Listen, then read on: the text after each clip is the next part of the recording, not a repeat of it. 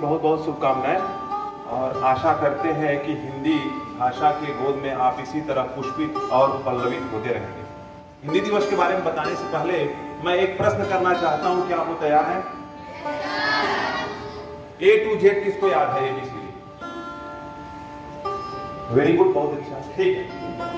और क ख ग घ अंग जो है यहाँ तक किसको याद है?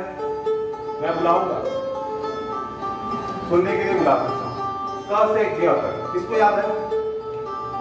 हाई क्लास के बच्चे आइए बेटा आओ।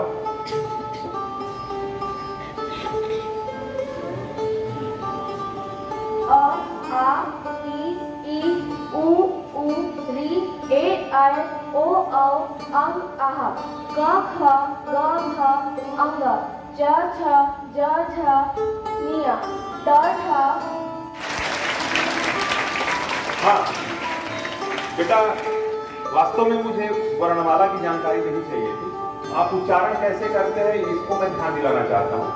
देखिए, क ख ग घ ङ अंग नहीं होता है, ङ च छ ज झ ञ ट ठ ड ढ ण, ठीक है। इसके बल देना है अंग ञ और अड़, इसको नहीं बोलना है क्योंकि अ नहीं लगता है किसी भी वर्णमाला के पहले, है ना। तो इसको ध्यान देना है, इसको अभ्यास करना है। और हिंदी की सबसे पहली पहेली आपको बताना चाहता हूं, जो अभी खुसरो जी ने लिखा था, उसका जवाब देने की आप कोशिश करिएगा। एक थाल मोती से भरा, ध्यान सुनिए, एक थाल मोती से भरा, सबके सिर पर औंधा धरा, चारों ओर वह थाल फिरे, मोती उसमें से एक अंधेरे। किसके? आसमान। वेरी गुड, बहुत अच्छा। एक बार अपने लिए क्लैपिंग कर लीजिए आप। फिर एक बार आपको हिंदी दिवस की बहुत बहुत शुभकामनाएं। आपको पता होना चाहिए कि हिंदी को राजभाषा बनाने के लिए हमारे महापुरुषों ने अथक प्रयत्न किया था, जिसमें महात्मा गांधी का योगदान सर्वोपरि है। सन 1918 में हिंदी साहित्य सम्मेलन में उन्होंने जोर शोर से प्रचार किया कि हिंदी को इस देश की राष्ट्रभाषा और राजभाषा दोनों होनी चाहिए। इसके लिए उन्होंने दक्षिण भारत से लेकर के उत्तर भारत तक प्रचार प्रसार किया, ठीक है। और आगे चल करके 14 सितंबर 1949 को हिंदी को आधिकारिक रूप से राजभाषा घोषित कर दिया गया। सन 1953 से हर वर्ष प्रति वर्ष हिंदी दिवस का आयोजन होता है। हिंदी भाषा के बारे में मैं आपको बताना चाहता हूं, बड़े आश्चर्य की बात है, दुनिया की सबसे साइंटिफिक भाषा है। मैं किसी और लैंग्वेज से तुलना नहीं करना चाहता, लेकिन हिंदी में एक बात ध्यान दीजिएगा, जो आप बोलेंगे वही लिखेंगे, है ना। जो आप बोलेंगे वही लिखेंगे। जैसे इंग्लिश में थोड़ा सा अलग होता है, कट, CUT कट, है ना, उच्चारण कट हो गया, लेकिन PUT पुट हो गया, है ना। तो जो आप बोलेंगे वही लिखेंगे। और ध्यान दीजिएगा, इसका जो स्वर है एक जगह रखा गया है, अ आ इ ई, जो बच्चे ने पढ़ा है। व्यंजन जो है एक जगह रखा गया है, गले से जो उच्चारण होता है क ख ग घ ङ, ये है कंठ, एक जगह रखा गया। फिर तालु से उच्चारण करने वाला एक जगह रखा गया, एक वर्ग में, च छ ज झ ञ, ठीक है, ये एक जगह। फिर आप आगे आएंगे, मूर्धा से उच्चारण करने वाला ट ठ ड ढ ण, अलग अलग देखेंगे। दुनिया की सबसे वैज्ञानिक भाषा है हिंदी, ठीक है। और लिखने पढ़ने में भी आसानी होती है, लेकिन हिंदी की जो अवस्था है, हिंदी का प्रचार प्रसार पर्याप्त मात्रा में नहीं होने के कारण अभी हम लोग पिछड़ रहे हैं। पिछड़ क्यों रहे हैं? इसका सबसे बड़ा कारण ये नहीं है कि वेस्टर्न कंट्री ने हमारे ऊपर अपना प्रभाव जमाया। उसका सबसे बड़ा कारण है कि हमारी भाषा में नए विचार, नए आविष्कार या नए नवाचार के शब्द नहीं आ रहे हैं। जैसे अंग्रेजी में आपने सुना होगा हाइड्रोजन, नाइट्रोजन, सुना है, मीटर, लीटर, सेंटीमीटर। इसका हिंदी में अनुवाद क्या होता है? शायद आप नहीं बता सकते, बिल्कुल नहीं बता सकते, क्योंकि हिंदी में भी आप हाइड्रोजन ही बोलते हैं, क्योंकि आविष्कार और वहां पहचान मिली हाइड्रोजन को कहां? वेस्टर्न कंट्री में। तो आप यहां जितना इनोवेशन करेंगे, जितना नवाचार करेंगे, जितनी खोज करेंगे, जितने अपने भाषा को अग्रसर करेंगे, उतनी भाषा आपकी आगे बढ़ती जाएगी। जैसे मैं एग्जांपल देता हूं, उदाहरण देता हूं, दक्षिण भारत में इडली, डोसा और सांभर का हित होता है। ये पूरे वर्ल्ड में इडली, डोसा और सांभर ही लिखा जाता है, अंग्रेजी में हो या किसी भी भाषा में। एक बहुत अच्छा शब्द चला है जो आप चिर परिचित हैं, योग। योग सुने हैं? योग को अंग्रेजी में क्या बोलते हैं? वही चीज है ना? उच्चारण का अंतर है ना? ए लगा है योगा बोलिए या योग बोलिए, लेकिन अंग्रेजी में कोई नया शब्द नहीं बना, क्योंकि योग जो है शब्द हमारे भारत का शब्द है, तो मजबूर होना पड़ा उनको ये शब्द अपनाने के लिए, है ना?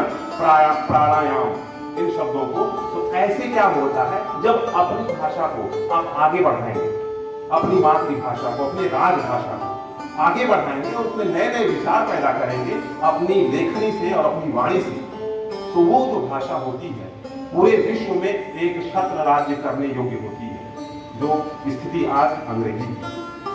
तो मैं आशा करता हूं और उम्मीद करता हूं कि हमारे देश के जो कर्णधार हैं, आप लोग बच्चे हैं, आगे जाने के लिए, आगे इस भाषा को आगे बढ़ाने के लिए, मातृभाषा को आगे बढ़ाने के लिए नए नए प्रयास करते रहेंगे, ताकि हमारी भाषा पूरे विश्व में एक छत्र राज्य कर सके और हमको एक गौरव का फल दे सके।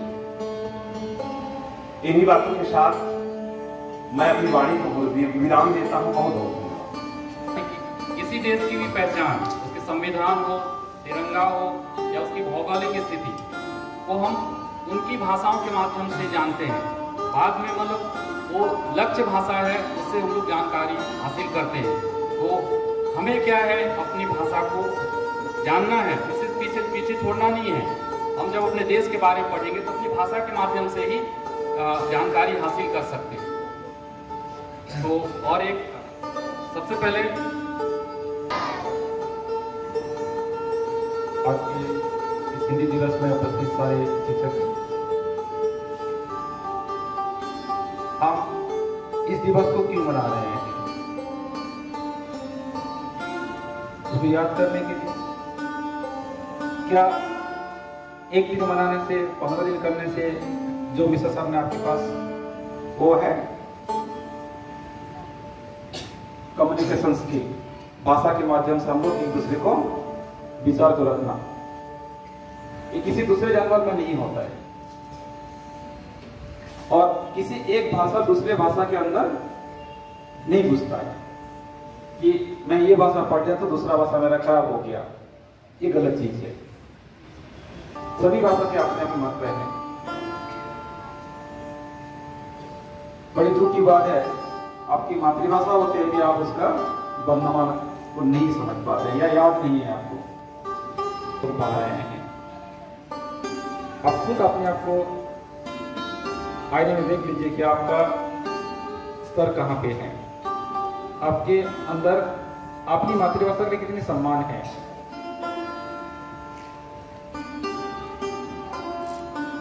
चाइना में कौन सी भाषा चलता है? क्यों वो लोग अंग्रेजी को क्यों नहीं करते हैं? कोई उन्नत देश है, डेवलप कंट्री है, उसके कंप्यूटर में जितने सॉफ्टवेयर है, जितने लैंग्वेज है, सब चाइनीज लैंग्वेज में है। अगर हम अपना देश में, भारत में भी अगर अपनाएंगे हिंदी को, तो आने वाले समय में योग जैसे फैल रहा है हर जगह, हिंदी भाषा भी फैलेगा ऐसे। और जो कंप्यूटर में आप इंग्लिश में कंफर्टेबल हैं, आप कुछ समय में हिंदी में भी कंफर्टेबल हो जाएंगे। आशा करते हैं जितनी एक्टिविटी यहाँ पे होगा ये 15 दिन में, आप जहाँ जहाँ भी आपको बोला जा रहा है समय पे आप लोग उपस्थित होकर भाग लेंगे। और ये 15 दिन को आप ऐसे मनाइए जैसे आप अपनी लाइफ में जितनी भी हिंदी से रिलेटेड कुछ आएगा उसमें आप आसानी से बोल पाएँ, लिख पाएँ और अपने आप के विचार को व्यक्त कर पाएँ। धन्यवाद। हमारे प्राचार्य महोदय आप लोगों को बोले कि अधिक से अधिक हिंदी भाषा का प्रयोग करना है। उम्मीद है आप सभी करेंगे। आपके लिए कार्यक्रम निर्धारित है हर एक दिन के लिए। आज कविता पाठ है। जो इच्छुक विद्यार्थी हैं CCA कालखंड में लाइब्रेरी में जाकर वहाँ बैठ जाएंगे, और बाकी बच्चे जो भाग नहीं लेंगे वे अपनी कक्षाओं में रहेंगे।